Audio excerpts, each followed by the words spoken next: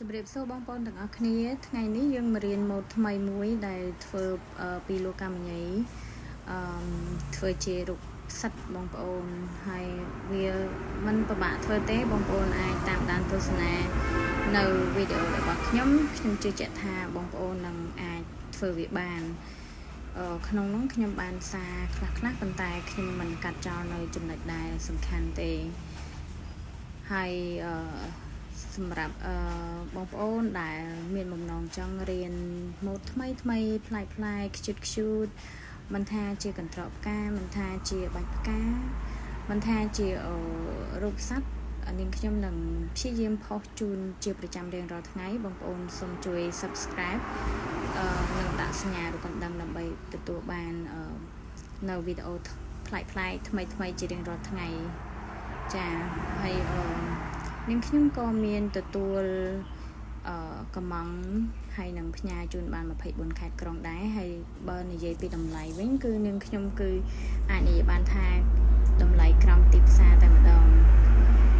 មិនធ្វើឲ្យបងប្អូនដែលគាត់នឹងខកបំណងទេខាងខ្ញុំក៏មានលក់ជាមួយនឹងលោកកាមញីជាមួយនឹងរបស់ដែលធ្វើហើយអញ្ចឹងបងប្អូនចង់យកទៅធ្វើខ្លួនឯងក៏បានចង់យកទៅរៀនធ្វើក៏បានឬក៏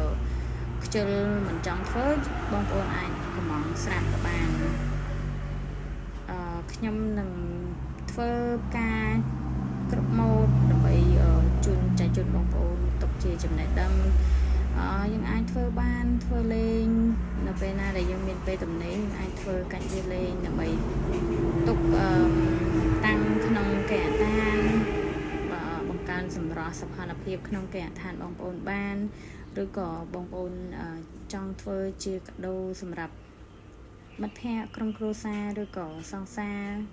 របស់បងប្អូនក៏បានដែរខ្ញុំនឹងព្យាយាមបង្កើតវីដេអូឲ្យច្រើនជារៀងរាល់ថ្ងៃគឺតាមអ្វីដែលខ្ញុំអាចធ្វើបានខ្ញុំនឹងព្យាយាមបង្កើតហើយនឹងផុសក្នុង channel មួយនេះហើយបើសិនជាបងប្អូនពេញចិត្តនៅវីដេអូរបស់ខ្ញុំសូមបងប្អូនមេត្តាជួយ Subscribe និងជាវដាក់សញ្ញារូបកណ្ដឹងដើម្បីទទួលបានវីដេអូថ្មីរៀងរាល់ថ្ងៃអរគុណជម្រាបលា